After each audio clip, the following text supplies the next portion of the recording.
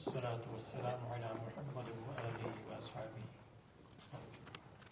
بسم الله الرحمن الرحيم. باب إذا قال أرضي أو بستاني صدقة لله عن أمي فهو جائز وإن لم يبين لمن ذلك. قال حدثنا محمد قال حدثنا مخلد بن يزيد قال أخبرني بن جريج قال أخبرني يعلى أنه سمع عكرمة يقول أنبأنا ابن عباس رضي الله عنهما أن سعد بن عبادة توفيت أمه وهو غائب عنها فقال يا رسول الله إن أمي توفيت وأنا غائب عنها أفينفعها شيء إن تصدقت به عنها؟ قال نعم. قال فإني أشهدك أن حائطي المخرف صدقة عليها. أرضي أو بستاني صدقة لله. هذا ليس من ألفاظ الوقف في كتب الفقه. اگر صدقۃ للہ کہا تو یہ وقف کے الفاظ نہیں، مصنف کے نزدیک یہ بھی وقف کے الفاظ ہے کیونکہ وقف میں اس کو ذکر کیا.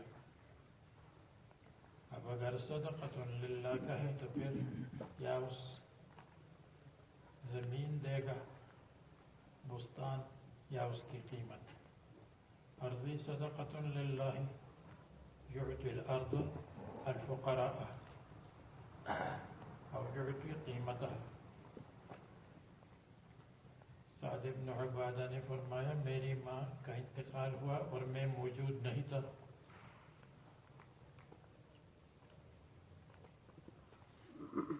کیا اس کے لیے مفید ہے کہ اگر میں صدقہ کروں اس کی طرف سے؟ قال نعم. قال فإني أشهدك أن حائطي میرا باغ، حائط اس باغ کو کہتے ہیں جس پر دیوار ہو. المخراف، مخراف کے معنی جو پھل اور فروٹ کا باغ ہے. خرف کا مطلب پھلوں کا توڑنا ہے. صدقۃ علیہ. باب اذا تصدق، اگر صدقہ کرے یا وقف کرے بعض مال کو یا بعض غلام کو یا بعض جانور کو تو وہ جائز ہے. ترجمۃ الباب کا مقصد یہ ہے کہ وقف المشاع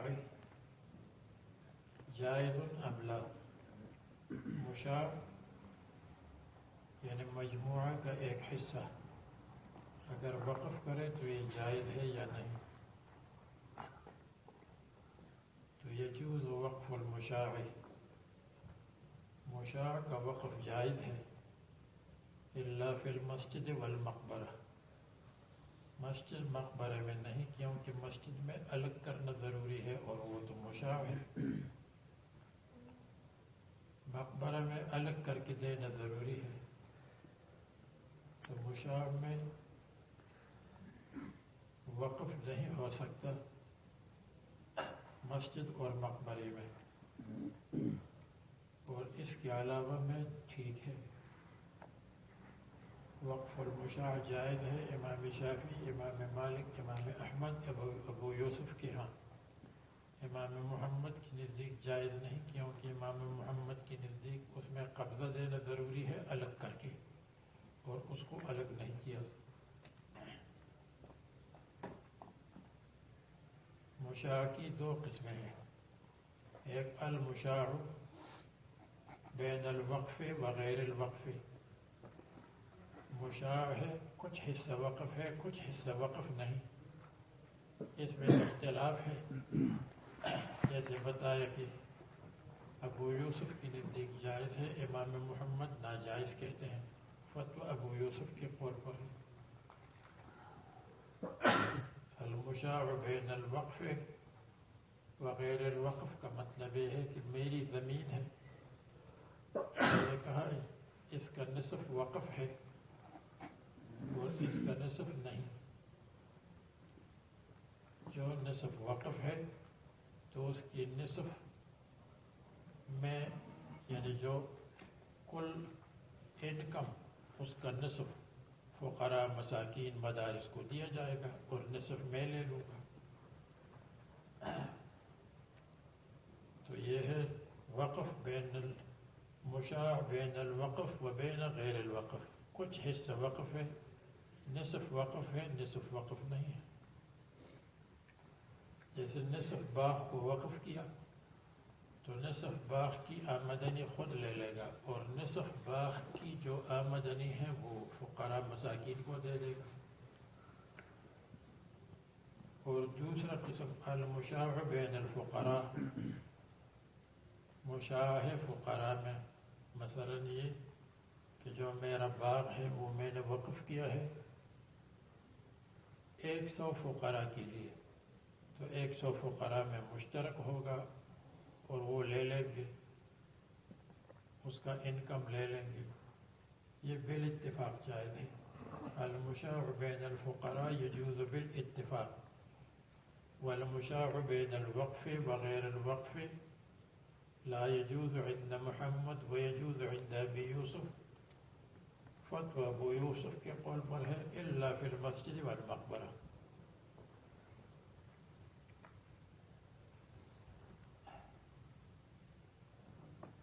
باب اذا تصدق او اوقف بعد ماله او بعد رقيقه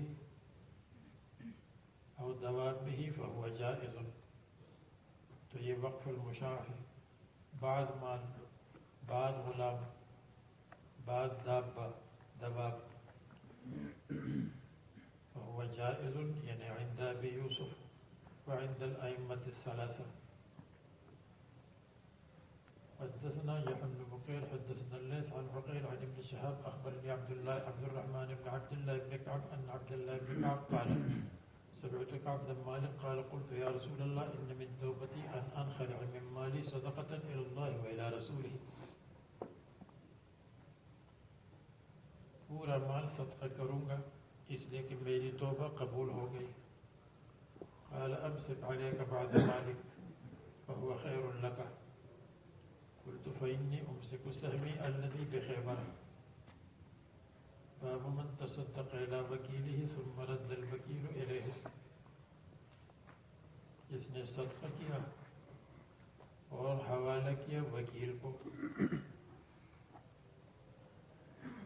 اور وکیل نے پھر واپس کیا الیہ موکل کو، فہذا جائز. ترجمہ کا مقصد یہ ہے کہ حضرت ابو طلحہ نے اپنے باغ کو صدقہ کیا اور رسول اللہ صلی اللہ علیہ وسلم کو حوالہ کیا تعین المصرف، کہ مصرف کو متعین کرے. رسول اللہ صلی اللہ علیہ وسلم نے مصرف کو متعین کیا. دعها فی الاقربین، رشتہ داروں کو دے دو، یہ تعین المصرف ہے. اس کے بعد رسول اللہ صلی اللہ علیہ وسلم نے تقسیم کو ابو طلحہ کے حوالے کیا کہ آپ اپنے اقارب میں تقسیم کریں. اور پہلے گزرا ہے کہ اقارب میں ابو طلحہ کے اقارب میں حضرت حسان سب سے قریب، اور اس کے بعد حضرت ابی بن کعب، اور اس کے بعد حضرت انس کو نہیں دیا، ان دونوں کو دے دیا. تو یہ ہوا اس طرح کہ باب من تصدق. ابھی آئے، کھڑے ہو جاؤ.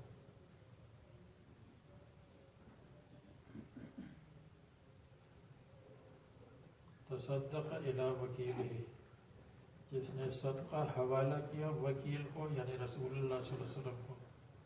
ثم رد الوکیل الیہ، پھر وکیل نے حوالہ کیا الیہ موکل کو، یعنی وکیل نے موکل کو تقسیم حوالہ کیا. تو پہلے موکل کے لیے وکیل بن گیا، پھر وکیل نے موکل کو وکیل فی تقسیم بنایا. قال قلت یا رسول اللہ ان من توبتی، یہ باب من تصدق الى وکیلہ. قال اسماعیل اخبرنی عبد العزیز ابن عبد اللہ ابن ابی سلمہ عن اسحاق ابن ابی طلحہ لا اعلمه الا عن انس. قال قال لما نزلت لن تنالوا البر حتى تنفقوا، تم وسیع اور بہت بڑی خیر کو اور بہت بڑی اطاعت کو نہیں پا سکتے حتی تنفقوا مما تحبون. جاء ابو طلحہ الى رسول اللہ صلی اللہ علیہ وسلم فقال اے رسول اللہ یقول اللہ فی کتابہ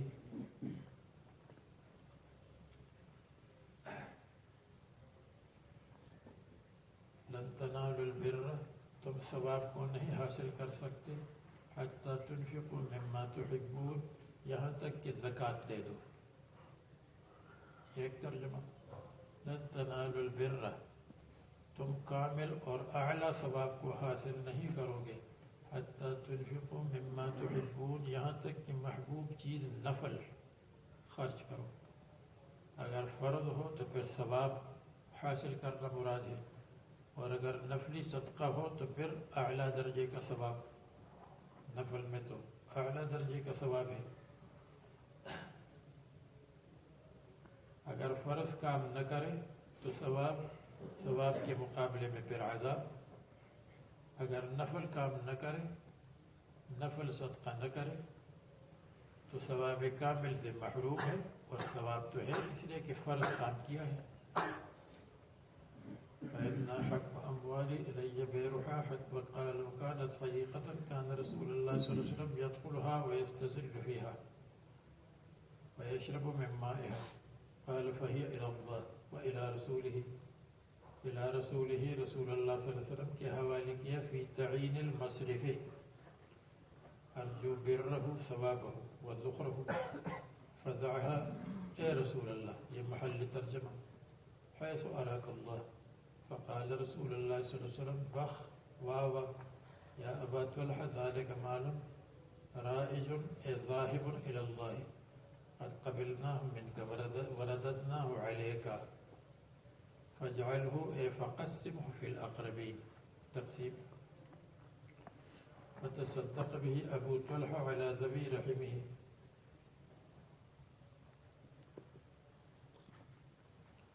قال وكان منهم أبي وحسان، معلوم ہوا کہ اور بھی لوگ تھے لیکن یہ قریب تھے. قال فباع حسان حصته منه، حضرت حسان نے اپنے حصے کو بیچا منه اس باغ میں حضرت معاویہ ابن ابی سفیان کے ہاتھ. فقیل له تبیع صدقۃ ابی طلحہ، یا ابو طلحہ کے صدقے کو بیچتے ہو. اس کے دو معنی ہیں، ایک یہ ہے کہ ابو طلحہ نے آپ کو دیا، آپ بیچتے ہیں، ابو طلحہ ناراض ہو جائے گا. دوسرا مطلب یہ ہے کہ یہ تو بہت عمدہ باغ ہے، اس کو بیچنا مناسب نہیں. تو حسان نے جواب دیا فقال الا ابيع صاعا من تمر بصاع من دراهم، کیا میں تمر کے ایک صاع کو دراہم کی صاع کے ساتھ نہیں بیچوں گا؟ یعنی اس میں زیادہ فائدہ ہے. وہ ہے کہ صاع من تمر معمولی ہے اور صاع من دراہم اعلیٰ ہے، یعنی مجھے بہت اعلیٰ قیمت مل رہی ہے اس لیے بیچ رہا ہوں. تو اگر یہ مطلب ہو کہ آپ عمدہ چیز کو بیچ رہے ہیں تو جواب دیا کہ میں عمدہ کو بہت عمدہ کے ساتھ بیچ رہا ہوں. اور اگر یہ مطلب ہو کہ ابو طلحہ نے آپ کو دیا، آپ کیوں بیچ رہے ہیں، پھر مطلب یہ ہوگا میں اپنے فائدے کو دیکھوں گا، میں حضرت ابو طلحہ کی نیت کو نہیں دیکھوں گا کہ میں استعمال کروں یا کوئی اور استعمال کرے. ان کی نیت ہو کہ میں استعمال کروں، میں تو اپنا فائدہ دیکھوں گا.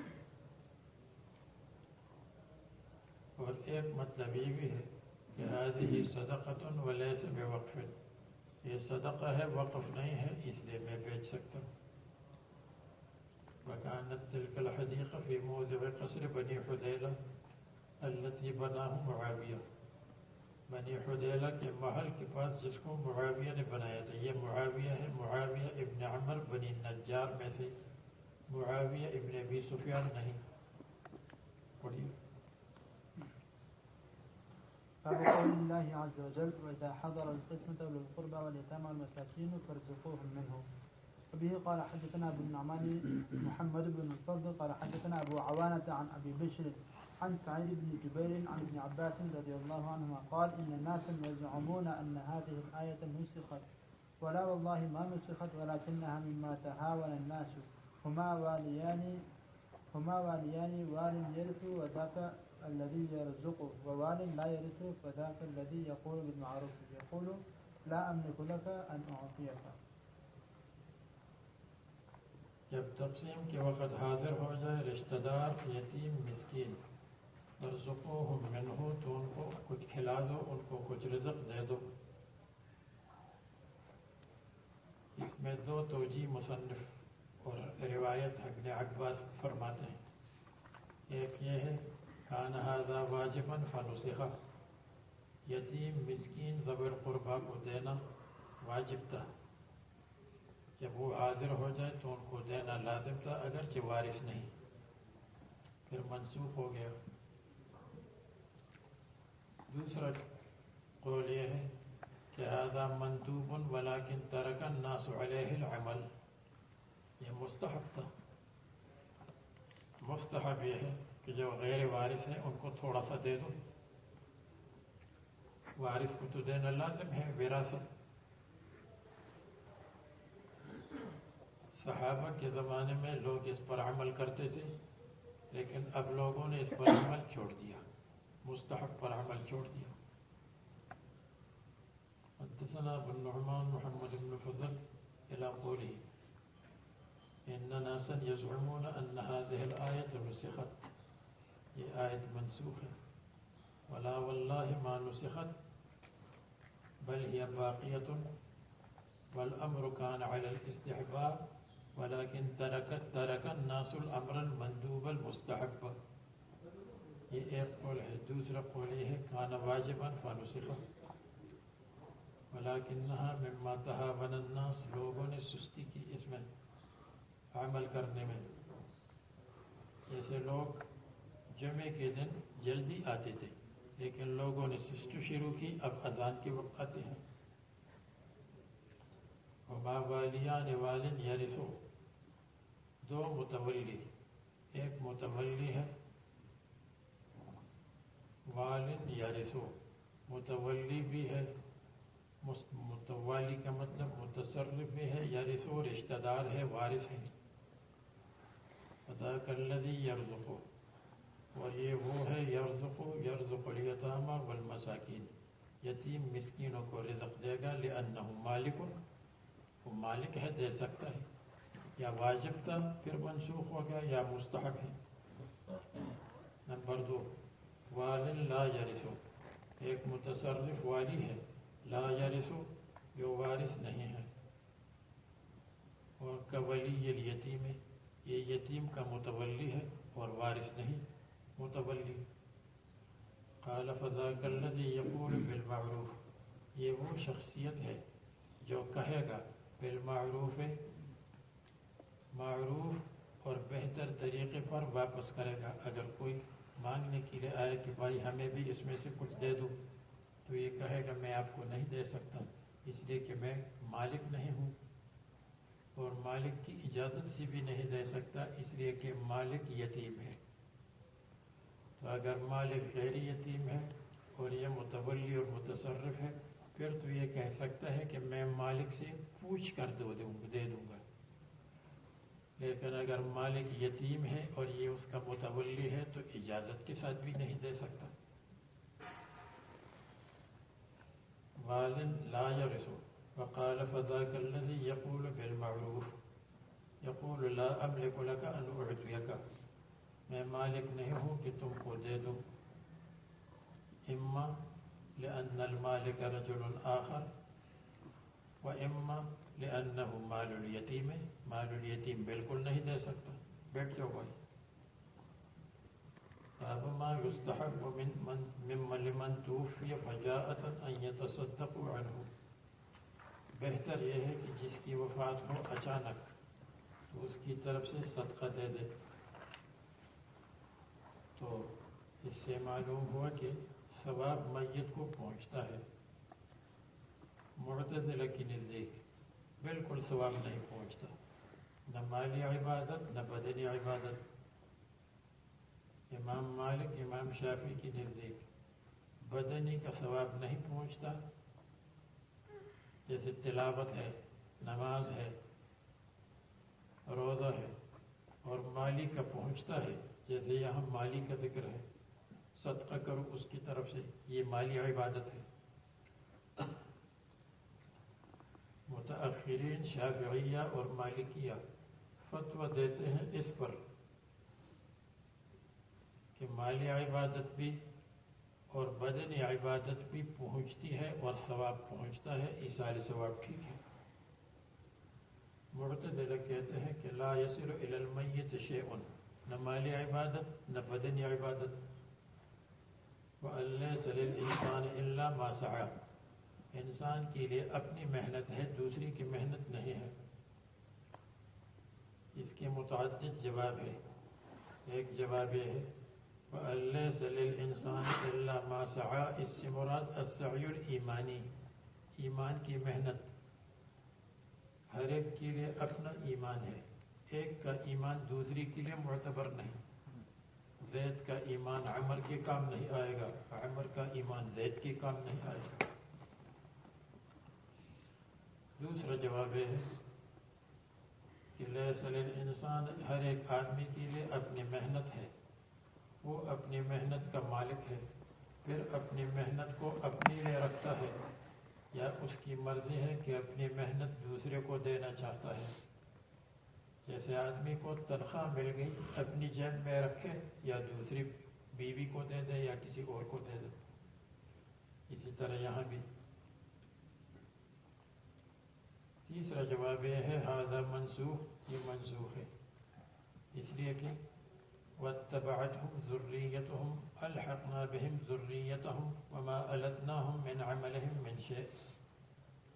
اس سے معلوم ہوا اگر باپ اعلیٰ درجے کا عابد ہے تو اس کے بیٹے کو اس کے ساتھ ملایا گیا، باپ کی عبادت اس کے کام آ گئی. اس کا نچلا درجہ ہے، باپ کی وجہ سے اس کا اونچا درجہ ہو گیا، باپ کی عبادت اس کے کام آ گئی، یہ منسوخ ہے. ایک اور جواب یہ ہے کہ لام علا کے معنی میں ہے. وَأَن لَيْسَ عَلَى الْإِنسَانِ إِلَّا مَا سَعَى، آدمی پر اپنا گناہ ہے، دوسرے کا گناہ دوسرے پر ہے، ایک کا گناہ دوسرے پر بوجھ نہیں ہے. وَأَن لَا تَزِرُ وَازِرَةٌ وِزْرَ أُخْرَى، اس کے ساتھ یہ مذکور ہے، ایک کا گناہ دوسرے پر نہیں. وَأَن لَيْسَ لِلْإِنسَانِ إِلَّا مَا سَعَى. ایک اور جواب یہ ہے کہ یہ حضرت ابراہیم علیہ السلام کی قوم کے لیے ہے. حضرت ابراہیم اور موسیٰ علیہ السلام کی قوم کے لیے یہ تھا وَأَن لَيْسَ لِلْإِنسَانِ إِلَّا مَا سَعَى، ہمارے لیے نہیں.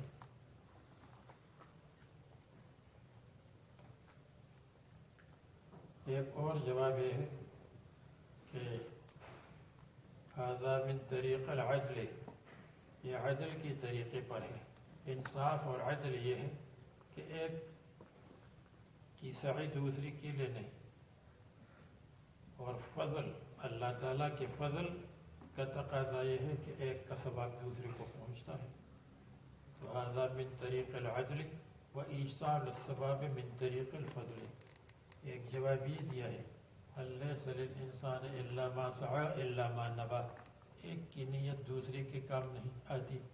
میں نے قربانی کی نیت کی تو میری قربانی ہو جائے گی، آپ کی نیت آپ کے لیے ہے، میں آپ کی جگہ نیت نہیں کروں گا، آپ میری جگہ نیت نہیں کریں گے.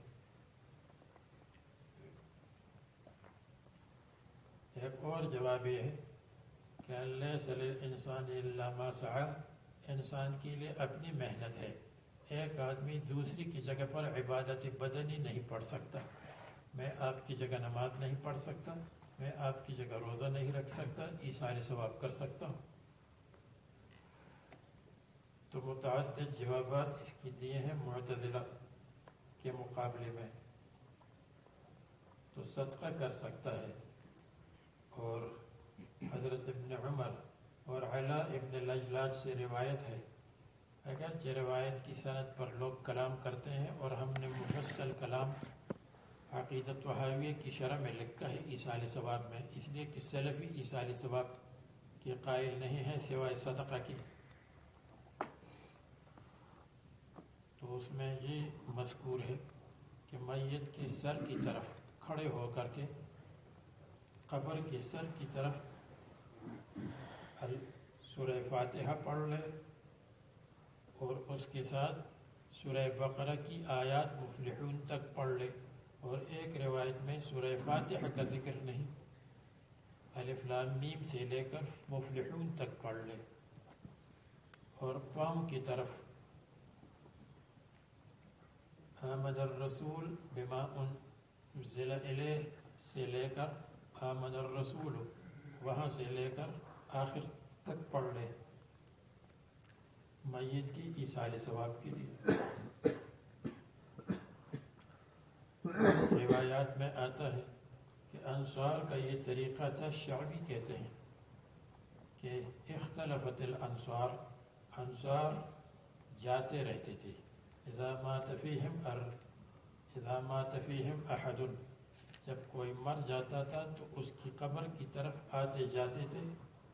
یقرؤون القرآن، قرآن پڑھتے تھے. معلوم ہوا کہ ایصال ثواب ہے. اور حدیث میں آتا ہے جس نے سورہ یاسین پڑھی میت کو مقبرے میں، تو مقبرے کی تعداد یعنی مقبرے کے اموات کی تعداد کے بدلے میں اللہ تبارک و تعالیٰ اس کو ثواب دے گا، اتنا ثواب جتنے اموات کی تعداد ہے. اور حدیث میں یہ سب روایات پر کلام ہے، لیکن سب کو مل کر حسن اور صحیح کے درجے میں ہے. اسی طرح ایک روایت میں آتا ہے رسول اللہ صلی اللہ علیہ وسلم سے کسی نے سوال کیا، یا رسول اللہ صلی اللہ علیہ وسلم، میرے والدین زندہ تھے تو میں ان کے ساتھ احسان کرتا تھا، فکیف بہما، تو ان کے ساتھ کیسے احسان کروں بعد موتہما، جب وہ مر گئے. رسول اللہ صلی اللہ علیہ وسلم نے فرمایا کہ صلی معہما مع صلاتک وصم معہما مع صومک، اپنی نماز کے ساتھ ان کے لیے بھی پڑھ لو، اپنی روزے کے ساتھ ان کے لیے روزہ رکھو، تو یہ ایصال ثواب ہو جائے گا. اس کی سند پر بھی کلام ہے لیکن روایت ہے. بہرحال صدقے میں تو ائمہ اربعہ کا اتفاق ہے اور بدنی عبادت میں اختلاف ہے، لیکن اب ائمہ کا اختلاف تو نہیں رہا. متاخرین کہتے ہیں جائز ہے، سلفیوں کا اختلاف پکا ہے. اس لیے وہاں رسول اللہ صلی اللہ علیہ وسلم کے روضے کے پاس جو کھڑا ہو کر تلاوت کرتا ہے تو وہاں جو نگران لوگ ہیں وہ منع کرتے ہیں، کہتے ہیں مت کرو. لیکن ان کی نزدیک بھی دعا پہنچتی ہے، دعا میت کو پہنچتی ہے. تو اگر ان سے کہا جائے کہ چلو ہم اس کو دعا میں لپیٹ دیں گے، مثلا ہم نے سورہ یاسین پڑھی یا ہم نے تبارک الذی پڑھی، تو ہم کہیں گے اللہم اوصل ثواب هذه القراءة إلى رسول الله صلی اللہ علیہ وسلم وإلى صاحبه وإلى أكابرنا وأسلافنا. تو اب تو دعا بن گئی اور دعا تو پہنچتی ہے. اب جب دعا پہنچتی تو دعا کے اندر وہ عبادت لپیٹی گئی، جس کو آپ کہتے ہیں کہ نہیں پہنچتی تو وہ دعا کے اندر پہنچ گئی. دعا پہنچتی ہے یعنی دعا قبول ہوتی ہے. اور جب دعا قبول ہو گئی تو دعا میں کیا ہے، یا اللہ اس کا ثواب ان کو پہنچا دے، تو ثواب پہنچ گئے دعا کے اندر. اس میں بہت ساری تفصیلات لکھی ہے. عقیدۃ وہابیہ کی شرح میں اگر کسی کو شوق ہو تو اس کو پڑھ لے. کیا نام ہے اس کا؟ عقیدۃ وہابیہ کی شرح عقیدہ سماویہ. ہاں، عقیدہ سماویہ. العقیدۃ السماویہ. اس کے بعد ہے حدثنا عبد اللہ ان سعد بن عبادہ استفتى رسول اللہ صلی اللہ علیہ وسلم فقال ان امی ماتت وعلیها نذر یا نذر مطلق فقال اقضه عنها. نظر کی جگہ روزہ رکھو. اگر کسی نے کہا علیہ نذر اور نظر کو متعین نہیں کیا تو روزہ رکھو. یا اس نے صوم کی نظر مانی تھی یا اعتاق یا صدقہ. وَالْإِقْضِهِ عَنْهَا اسْتِحْبَابًا، اس لیے کہ جب وصیت نہیں کی ہے تو پھر لازم نہیں. اور باب الإشهاد في الوقف والصدقة والوصية. به قال حدثنا إبراهيم بن موسى قال أخبرنا هشام بن يوسف أن ابن جريج أخبرهم قال أخبرني يعلى أنه سمع عكرمة مولى ابن عباس رضي الله عنهما يقول أنبأنا ابن عباس أن سعد بن عبادة أخا بني ساعدة توفيت أمه وهو غائب عنها فأتى النبي صلى الله عليه وسلم فقال يا رسول الله إن أمي توفيت وأنا غائب عنها فهل ينفعها شيء إن تصدقت به عنها؟ قال نعم. قال فإني أشهدك أن حائضي المخراف صدقة عليها. مصنف فرماتے ہیں وقف میں اور صدقے میں شہادت کو پیش کرنا بہت بہتر اور اولا ہے. صدقہ تو فقراء کو دے دیا، ممکن ہے کہ بعد میں غنی انکار کرے، کہے کہ میں نے کوئی صدقہ نہیں دیا، واپس کرو. اس لیے کہ صدقہ فقراء پر ہے اور فقراء کمزور ہوتے ہیں، تو اس میں شاہد مقرر کرو، بہتر ہے. اور وقف وہ تو اللہ تعالیٰ کی ملکیت میں دے دیا، کسی انسان کو نہیں دیا. تو وقف تو بہت زیادہ مستحق ہے، بہت زیادہ لائق ہے کہ اس کے اوپر شاہدین کو مقرر کرے، شاہدین کی گواہی ہو. کیوں؟ ممکن ہے کہ وقف کا انکار کرے، وارثین کہے کہ وقف کس کو دیا؟ اللہ تعالیٰ کو. اللہ ہمارا بھی اللہ ہے، چلو ہم لے لیں گے واپس. اس لیے وقف میں زیادہ لوگ گڑبڑ کرتے ہیں، وقف میں بہت گڑبڑ کرتے ہیں. اس لیے وقف کی شہادت، وقف میں لوگ کیا کرتے ہیں، یہ مساجد کے متولی ہوتے ہیں مختلف جگہوں پر، ان کی دکانیں ہوتی ہیں، تو یہ میرا بھائی ہے، یہ میرا بھتیجا ہے، یہ میرا بھانجا ہے، وہ رشتہ دار ہے، میں ان کو دے دوں گا کرائے پر. کتنے کرائے پر؟ 4000 کرائے پر. وہ 4000 کرایہ چلتا رہے گا، 10 سال کے بعد کرایہ بہت بڑھ جائے گا اور یہ وہی 4000 میں ہوگا. تو 10,000 کی جگہ یہ 4000 کرایہ دے گا. اور یہ دوسرا جو ہے شیخ الاسلام، یہ 10,000 کی جگہ 3000 دے گا. متولی ہے، وہ بڑھاتے تو ہے نہیں، اس لیے کہ سب رشتہ دار ہیں. تو وقف میں بہت گڑبڑ کرتے ہیں لوگ، دوسری جگہ نہیں، اس ملک میں بھی. اس نے فرمایا وقف میں زیادہ احتیاط کی ضرورت ہے. اور پہلے آپ کو بتایا تھا کہ اس پر بھی اللہ تبارک و تعالیٰ کی لعنت ہے جس نے حر کو بیچا. تو بتلایا تھا کہ حر کا بیچنا، وقف کا بیچنا بھی حر کے بیچنے کی طرح ہے. فإنی أشهدک أن حائضی المخراف. یہاں شہادت اگرچہ اخبار کے معنی میں ہے، میں آپ کو خبر دیتا ہوں، لیکن اس میں شہادت کی طرف اشارہ آیا. مخراف کا مطلب آپ کو بتایا تھا جو پھلوں والا ہے. بقول اللہ عز وجل وآتوا اليتامى أموالهم. اب یہاں یتیم کا ذکر ہے، تو یہاں اس ترجمۃ الباب کے بعد احکام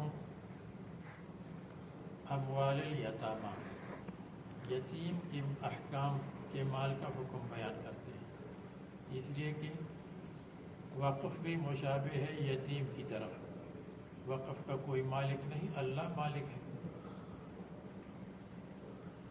تو وقف کا بھی کوئی مالک نہیں ہے۔ اور یتیم کے مال کا اگرچہ یتیم مالک ہے لیکن وہ بھی کالعدم ہے، بیچارہ یتیم ہے، تو یہ وقف کے ساتھ زیادہ مشابہ ہے۔ یا یوں کہیے کہ جیسے وقف کی حفاظت لازم و ضروری ہے، اسی طرح اموال الیتامہ ضروری ہے۔ ترجمۃ الباب کا مقصد یہ ہے کہ تم یتیم کے مال کو ہضم کرنے کے لیے حیلہ اور تدبیر مت کرو۔ لا تأخذوا اموالهم بتدبیر النکاح، کہ نکاح کر کے اس کے سارے مال پر قبضہ کرو، جیسے لوگ کرتے ہیں، اب بھی کرتے ہیں۔ فآتوا اليتامى أموالهم ولا تتبدلوا الخبيث بالطيب ولا تأكلوا أموالهم إلى أموالكم۔ اس طرح لوگ کرتے ہیں کہ اس کے چچا کی لڑکی ہوتی ہے تو وہ چچا سے کہتے ہیں کہ اس لڑکی سے، آپ کی لڑکی سے ہم نکاح کریں گے، اور چچا کہتا ہے نہیں، ہم تو فلان کو دیں گے۔ اب اگر فلان کو دے دیا اور اپنے دوسرے بھتیجے کو نہیں دیا تو جو بھتیجا ہے یعنی لڑکی کے چچا کا لڑکا ہے وہ چلا جاتا ہے اور اس کو، جس کے ساتھ نکاح ہونے والا ہو، اس کو شوٹ کرتے ہیں۔ پھر چچا سے کہتے ہیں آپ کسی اور کو دے دیں تو اس کے ساتھ بھی ہم یہی کریں گے، یہ مال ہمارا ہے۔ تو اللہ تعالیٰ نے اس سے سختی سے منع کیا، لیکن اللہ تعالیٰ کے منع کرنے کو لوگ نہیں دیکھتے۔ فآتوا اليتامى أموالهم، یہ ہوتا رہتا ہے ہمارے یہاں۔ ولا تتبدلوا الخبيث بالطيب ولا تأكلوا أموالهم إلى أموالكم إنه كان حوبا، گناہ کبیرا۔ وإن خفتم ألا تقسطوا في اليتامى فانكحوا ما طاب لكم من النساء۔ حدثنا أبو اليمان أخبرنا شعيب بن الزهري قال كان عروة، یہ حدیث پہلے گزری ہے اس کتاب میں صفحہ 339 پر۔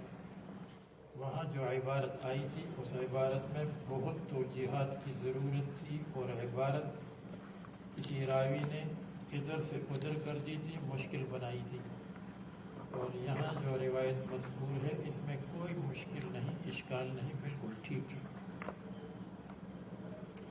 اس سے پتہ چلتا ہے کہ وہاں توجیح کرنی پڑتی تھی تاکہ عبارت صحیح ہو جائے 339 پر۔ اب یہاں بالکل بغیر کسی مشکلات کے عبارت صحیح۔ عن عروة بن الزبير يحدث أنه سأل عائشة وإن خفتم ألا تقسطوا في اليتامى فانكحوا ما طاب لكم قالت عائشة هي اليتيمة في حجر وليها، اپنے ولی کی تربیت میں۔ مثلا ولی کون ہے؟ اس کے چچا کا لڑکا ہے۔ ويرغب في جمالها ومالها ويريد أن يتزوجها بأدنى من سنة نسائها۔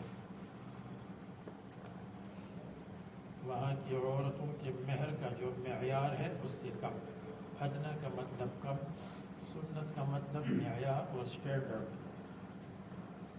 فنهوا عن نکاحهن إلا أن يقسطوا لهن من في إكمال الصداق۔ حدیث میں تو صرف مہر کی بات ہے، اور میں نے بتایا مہر تو کوئی چیز نہیں ہے، اس کی جو پوری جائیداد، پراپرٹیاں، زمینیں ہوتی ہیں، ان زمینوں کے اوپر قبضہ کرنا چاہتا ہے بتدبیر النکاح، نکاح کی تدبیر سے۔ انزل اللہ عز وجل، پھر کیا ہے، وَأُمِرُوا بِنِكَاحِ مَنْ سِوَاهُنَّ، کہ جب تم انصاف نہیں کر سکتی تو دوسروں کے ساتھ نکاح کرو۔ قالت عائشة ثم استفتى الناس رسول الله صلى الله عليه وسلم بعد هذه الآية وإن خفتم کے بعد پھر سوال کیا، اس لیے کہ لوگ اس قسم کے مسائل کے بار بار سوال کرتے ہیں تاکہ ان کو آسانی مل جائے. آسانی کو طلب کرنے کے لیے بار بار مسئلہ پوچھتے ہیں. مفتی صاحب جھینگا کھائیں یا نہ کھائیں؟ جی جواب مل گیا. پھر کچھ دنوں کے بعد دوسری مفتی صاحب سے کہیں گے یہ جھینگا کیسا ہے. تو اس قسم کے مسائل میں لوگ بار بار پوچھتے ہیں تاکہ ان کو آسانی مل جائے. فوٹو کا مسئلہ کیسا ہے؟ یہ جو ویڈیو لیتے ہیں پوچھ لیں گے. چند دن کے بعد پھر یہ جو ویڈیو لیتے ہیں تو اس کا مسئلہ کیسا ہے؟ اس لیے کہ وہ کہتے ہیں اس کی منہ سے ایسی کوئی بات نکلے کہ بس میں اس کو پھیلا دوں اور میرے لیے بھی آسانی ہو جائے. تو اس زمانے میں بھی یہ مسئلہ پھر پوچھا کہ اگر کوئی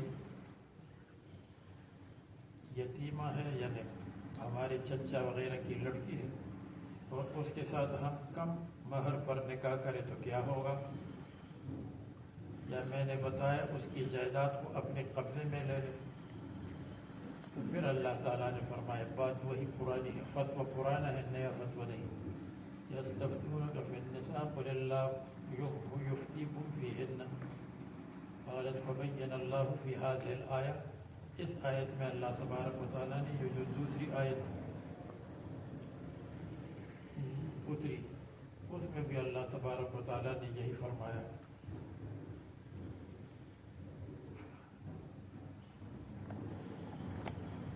فأنزل الله عز وجل يستفتونك في النساء قل الله يفتيكم فيهن قالت وبين الله أن اليتيمة إذا كانت ذات جمال أو مال رغبوا في نكاحها ولم يلحقوها بسنتها بإكمال الصداقة.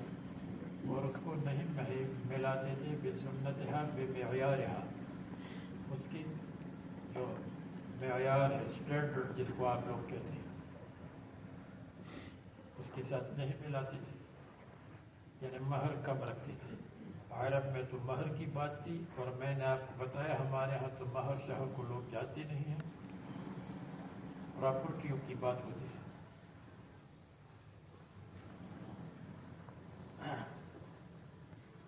ایک مرتبہ بنوری ٹاؤن میں نکاح ہو رہا تھا. وہ دلہا دلہن والے ایک نے کہا اتنا مہر، دوسرے نے کہا نہیں اتنا مہر رکھو. وہ جو دلہا تھا اس کے اوپر پھول ڈلے ہوئے تھے، اس نے یوں کر دیا، کہا جتنا مہر ہے جتنا مہر مانگتے ہیں لکھو، ان کا باپ پھر مجھ سے لے لے، اس کا باپ آ کر کے مجھ سے لے لے. مہر کون دیتا ہے؟ کہتے فلے فإذا كانت مرغوبا عنها، جب وہ دلچسپی والی نہیں ہوتی تھی، مرغوبا عنها محبوبہ نہیں تھی، فی قلت المال والجمال ترکوها والتمسوا غیرها من النساء. قالت حضرت عائشہ نے فرمایا جیسے اس کو چھوڑتے ہیں حین یرغبون عنها، جب اس میں محبت نہیں، فلیس لهم ان ينکحوها اذا رغبوا فیها، تو اس کے ساتھ نکاح نہ کریں جب محبوبہ ہے. الا ان یقسطوا لها، ہاں اگر ان کے مہر میں انصاف کریں. الاوفا یقسطوا یعطوا، الاوفا پورا من الصداق ویعطوها حقها، اور دوسری حقوق بھی دے دیں.